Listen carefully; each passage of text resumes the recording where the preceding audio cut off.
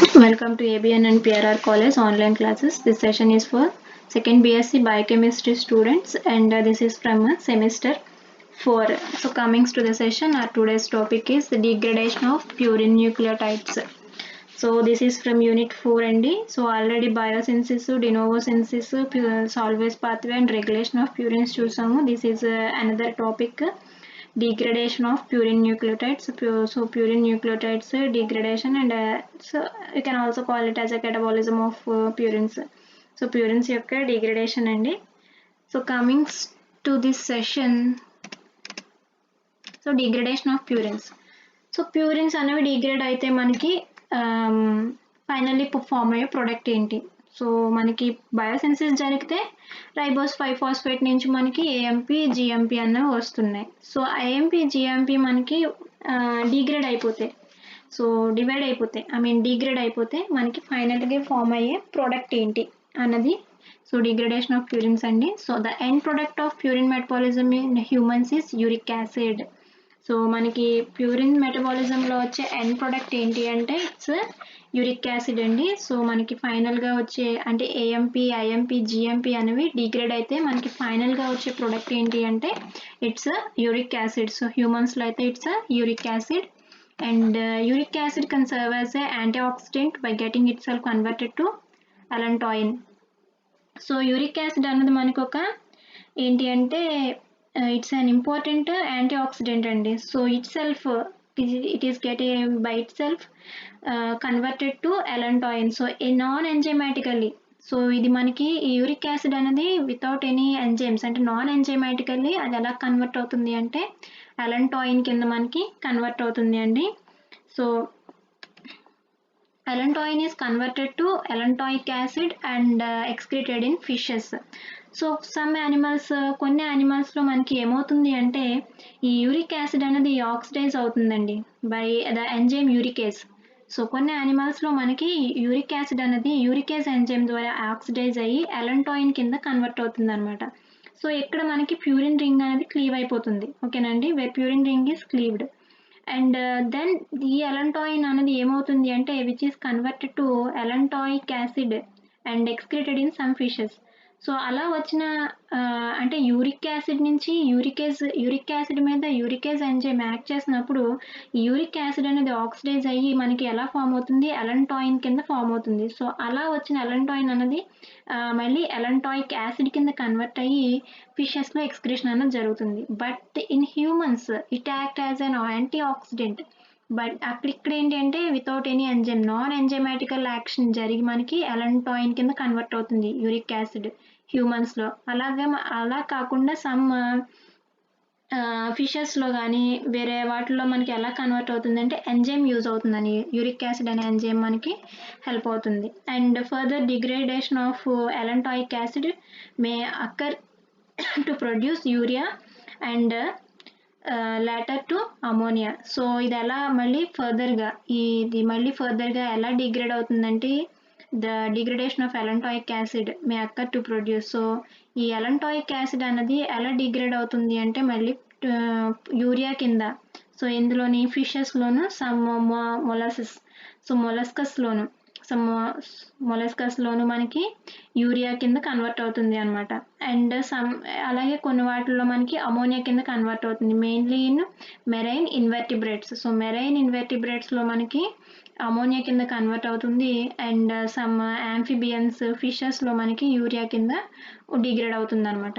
ఓకేనండి, so this is all about the introduction of purine degradation. So purine degrade అయిన తర్వాత మనకి వచ్చే ఎండ్ ప్రొడక్ట్ ఏంటి, uric acid. So uric acid అనేది antioxidant and it is converted to allantoin by the non-enzymatical reaction, but in some fishes by the enzyme uricase, the uric acid is oxidized to allantoin and then converted to allantoic acid and then excreted out in fishes. Okay nandi, so in some amphibians and some marine invertebrates, the degradation of allantoic acid may produce urea and later to ammonia. So urea కింద ammonia కింద ఫైనల్గా degrade అవుతుంది కొన్ని amphibians and marine invertebrates లో. So next వచ్చి this is the degradative pathway of degradative pathway అండి. So మనకి ఎలా డిగ్రేడ్ అవుతుంది అన్నది సో ఇక్కడ చూడొచ్చు. సో సారీ, ప్యూరిన్స్ అన్నవి ఎలా డిగ్రేడ్ అవుతాయి. సో ఫస్ట్ మనకి ఏఎంపి. సో స్టార్టింగ్ డిగ్రేడేషన్ ఎక్కడి నుంచి స్టార్ట్ అవుతుందండి, AMP, IMP and GMP. So this is AMP, IMP and GMP, adenosine monophosphate, inosine monophosphate and guanine monophosphate, guanosine monophosphate. So ఇక్కడ మనకి AMP అనేది డైరెక్ట్గా IMP కింద కన్వర్ట్ అవుతుందండి with the presence of AMP deaminase. So AMP deaminase ప్రెజెన్స్లో మనకి water అనేది add అయిన తర్వాత NH2 అనేది రిమూవ్ అవుతుంది. సో NH3 అనేది రిమూవ్ అవుతుంది. సో NH3 కింద రిమూవ్ అయితే మనకి AMP అనేది, సో మీకు AMP యొక్క స్ట్రక్చర్ తెలుసు కదండి. సో AMP స్ట్రక్చర్లో మనకి పైన NH2 ఉంటుంది. సో NH2 అనేది మనకి ఎలా కన్వర్ట్ అవుతుంది అంటే డివైడ్ అయిపోయి, NH2 అనేది మనకి బయటికి వెళ్ళిపోయి మనకి డబుల్ బాండ్ O అన్నది ఫామ్ అవుతుందండి. సో ఇలా పైన స్ట్రక్చర్ లేదు, నేను కింద స్ట్రక్చర్ చూపిస్తున్నాను చూడండి. ఇక్కడ NH2 ఉంది కదా, ఇది బయటకు వెళ్ళిపోయి మనకి డబుల్ బాండ్ O అనేది ఫామ్ అవుతుంది. సో NH2 లేకపోతే ఈ ఎడినోసిన్ మోనోఫాస్ఫేట్ కాస్త ఐనోసిన్ మోనోఫాస్ఫేట్ కింద కన్వర్ట్ అవుతుంది అనమాట. సో నెక్స్ట్ స్టెప్ చూడండి, AMP అన్నది H2O.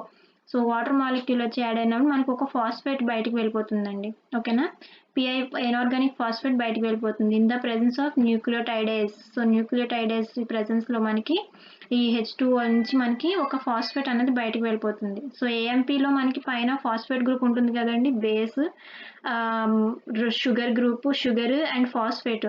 సో మనకి ఇక్కడ రైబోస్ పక్కన ఫాస్ఫేట్ ఉంటుంది, 5-ఫాస్ఫేట్, రైబోస్ 5-ఫాస్ఫేట్ కదా.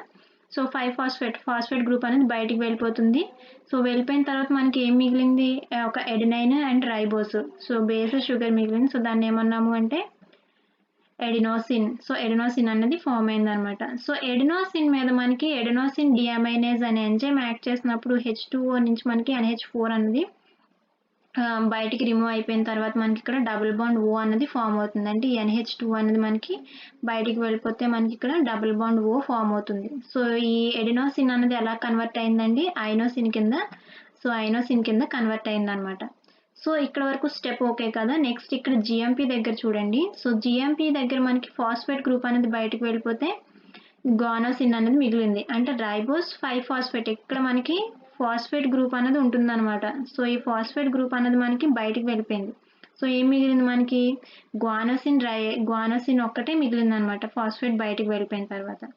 సో నెక్స్ట్ ఐనోసిన్ చూడండి. సో ఐనోసిన్ నుంచి మనకి ఇది పిఐ కాదండి, ఇది పిఐ కాదు, H2O. ఓకేనా, H2O.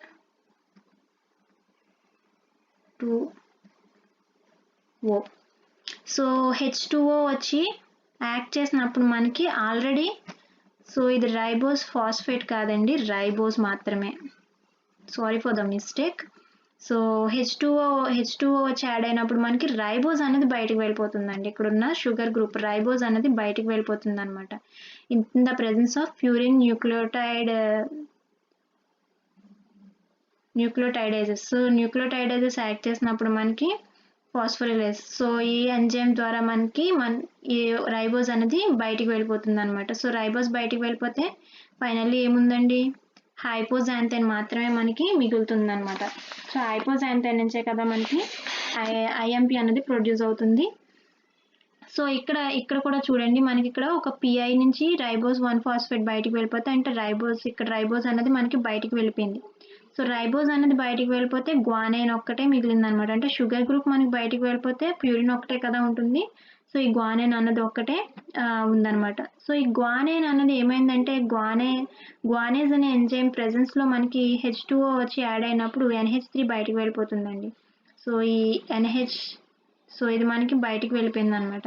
సో NH3 బయటికి వెళ్ళిపోతే మనకి ఇక్కడ డబుల్ బాండ్ ఫామ్ అయింది. So double bond O, water molecule ఉండిపోయింది కదా, ఈ H2, ఈ NH బయటికి వెళ్ళిపోతే ఇక్కడ ఇంకొక ఆక్సిజన్ ఉంది కదా. సో ఆక్సిజన్ అన్నది మనకి డబుల్ బాండ్ O కింద ఇక్కడ అటాచ్ అయ్యింది, ఎక్కడి నుంచి అయితే మనం NH2ని రిమూవ్ చేసాము. సో ఇక్కడ హైపోజాంథైన్ ఫామ్ అయింది కదండి. సో హైపోజాంథైన్ దగ్గర నుంచి మనకి ఏంటి అంటే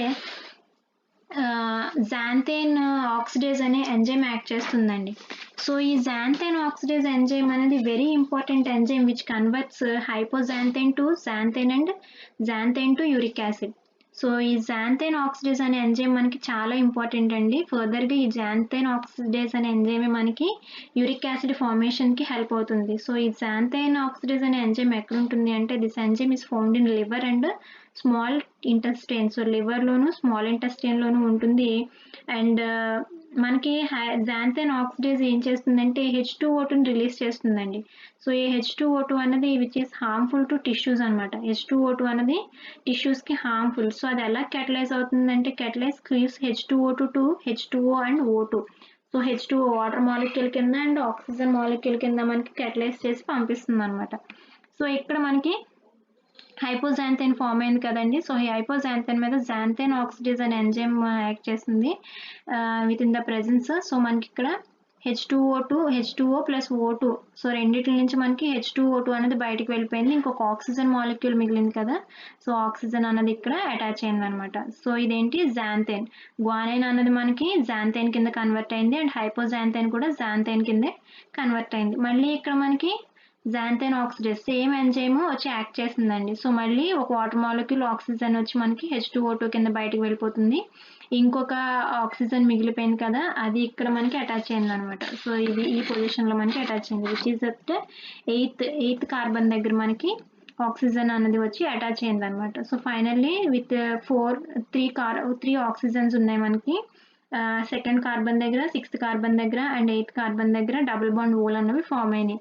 so this is the structure of uric acid. ఫైనల్గా మనకి యూరిక్ యాసిడ్ స్ట్రక్చర్ అన్నది ఫామ్ అయిందనమాట. So AMP, IMP, GMP. AMP నుంచి మనకి డిగ్రేడేషన్ జరిగి ఐఎంపీలోకి వచ్చింది. అలాగే జిఎంపి కూడా డిగ్రేడేషన్ అన్నది జరిగి మనకి గ్వానైన్ అన్నది జాంథైన్ కింద కన్వర్ట్ అయింది. ఫైనల్లీ మనకి ఈ జాంథైన్ అన్నది ఎలా ఫామ్ అయిందండి, జాంథైన్ ఆక్సిడేజ్ ద్వారా మనకి యూరిక్ యాసిడ్ కింద ప్రొడ్యూస్ అయింది. Uric acid is the final end product of purine degradation. So AMP degrade అయినా, ఐఎంపి డిగ్రేడ్ అయినా, జిఎంపి డిగ్రేడ్ అయినా మనకి ఫైనల్గా ఫామ్ అయ్యే ప్రోడక్ట్ ఏంటంటే ఎండ్ ప్రోడక్ట్ ఏంటి అంటే యూరిక్ యాసిడ్ అనమాట. సో మీకు ఇవన్నీ అర్థం కావాలి అంటే first of all adenine, guanine యొక్క స్ట్రక్చర్స్ క్లియర్గా మీరు తెలుసుకోవాలండి. సో మీ ప్రీవియస్ క్లాసెస్లో ఉంటాయి అవన్నీ. సో మీరు అవన్నీ మీరు క్లియర్గా తెలుసుకుంటే ఎక్కడి నుంచి ఏది వచ్చి అటాచ్ అవుతుంది అన్నది మీకు అర్థమవుతుంది అనమాట. So this is all about your class today. Thank you.